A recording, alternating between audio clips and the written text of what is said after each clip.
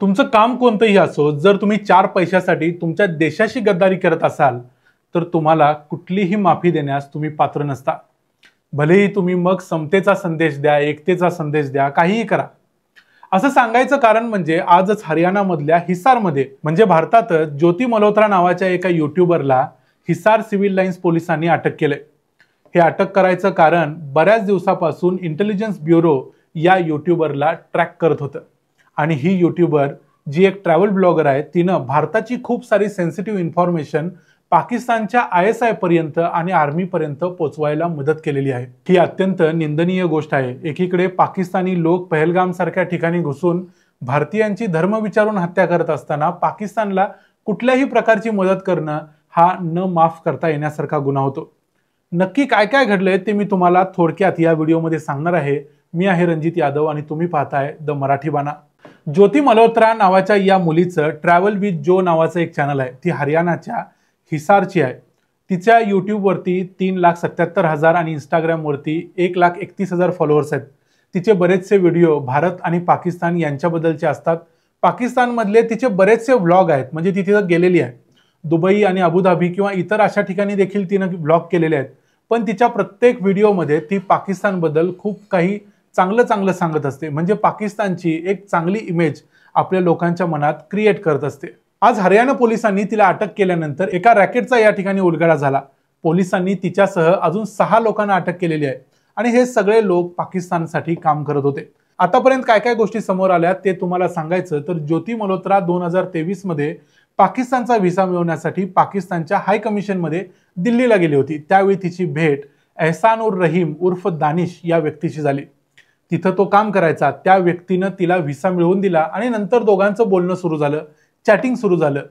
ज्योती मल्होत्रा ही unmarried होती, त्यामुळे ती त्याच्याबरोबर जास्त बोलू लागली. त्यानंतर या दानिशनं तिला पाकिस्तानमध्ये जायला मदत केली. पाकिस्तानमध्ये अली अहवाल नावाच्या व्यक्तीला ती भेटली, ज्या माणसानं तिला पाकिस्तानमध्ये फिरायला मदत केली. त्याच अली अहवालनं तिची भेट पाकिस्तानमध्ये ISIच्या आणि मिलिटरीच्या काही अधिकाऱ्यांच्या बरोबर करून दिली. याच काळात ती राणा शहबाज उर्फ शाकीर या व्यक्तीला भेटली. हा व्यक्ती कदाचित ISIचा एजंट किंवा हँडलर असू शकतो, म्हणून तिचं नाव त्यानं जट रंधावा असं मोबाईलमध्ये सेव्ह केलं. कुणालाही डाऊट येऊ नये म्हणून तिनं पाकिस्तानातल्या आपल्या इतर कॉन्टॅक्टची नावं देखील अरुणभाई, नाझियादी अशा प्रकारे भारतीय नावांनी किंवा तिच्या ओळखीच्या असलेल्या इतर लोकांच्याच नावांनी सेव्ह केली. आता तिच्यावर आरोप काय आहेत ते बघूया. तिनं भारताच्या बॉर्डरवरच्या इन्फ्रास्ट्रक्चरबद्दल म्हणजे तिथल्या वेगवेगळ्या ठिकाणांच्या बद्दल त्यांच्या रचनेबद्दलचे फोटो पाकिस्तानातल्या तिच्या कॉन्टॅक्ट्सना पुरवले होते. याशिवाय बॉर्डर जवळचे भारतातले रस्ते, त्या भागातला सर्वेलन्स कसा होतो या गोष्टींची माहिती देखील तिनं पाकिस्तानच्या या लोकांना पुरवली होती. तिचे काही जिओ टॅग केलेले फोटो देखील पुरवले होते, म्हणजे ज्यामध्ये फोटो आणि त्याखाली तो फोटो कुठला आहे त्याचं टॅगिंग येतं. ही सर्व माहिती ती राजस्थान आणि पंजाबमधल्या भारत पाकिस्तान बॉर्डरवर मिळवायची. तिच्याबरोबर जे इतर 6 लोक कैद केलेले आहेत त्यांच्यामध्ये देखील एक गजाला नावाची व्यक्ती आहे, जी पंजाबमधल्या मलेरकोटला या गावची आहे. ही एक 32 वर्षाची मुलगी आहे आणि ज्योती मल्होत्राप्रमाणेच ती देखील अविवाहित आहे.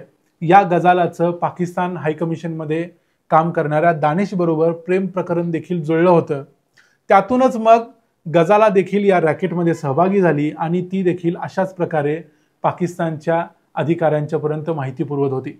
याशिवाय पंजाबमधला यामीन मोहम्मद, देवेंद्र सिंग धिल्लन नावाचा एक विद्यार्थी आणि अरमान नावाचा आणखी एक विद्यार्थी, अशा प्रकारे सर्व लोकांना पोलिसांनी अटक केलेली आहे. या सगळ्यांना आपल्या जाळ्यात ओढणारा दानिश हा मागच्या काही दिवसापूर्वी म्हणजे 13 मेला भारतीय पोलिसांच्या लक्षात आल्यानंतर त्यांनी त्याला पर्सोना नॉन ग्रॅटा असं घोषित केलं. म्हणजे तो हाय कमिशनचा अधिकारी होता आणि त्याला भारत सोडायला सांगण्यात आलं. त्याप्रमाणे मग त्याने भारत सोडलाय, त्यामुळे तो आता ताब्यात आलेला नाही. तो ISIचा हँडलर होता असा संशय भारतीय पोलिसांना होता. त्यानंच या सर्वांना जाळ्यात ओढलं होतं. या सर्वांच्याकडून त्यांचे मोबाईल फोन जप्त केलेले आहेत आणि त्यांच्या मोबाईलमध्ये देखील काही सेन्सिटिव्ह इन्फॉर्मेशन पोलिसांना मिळालेली आहे, ज्याचा तपास सध्या पोलीस करत आहेत. भारताच्या ऑफिशियल सिक्रेट्स ऍक्ट 1923 आणि भारतीय न्याय संहिता कलम 152च्या अन्वये हेरगिरीच्या प्रकरणात या सर्वांना अटक करण्यात आलेली आहे.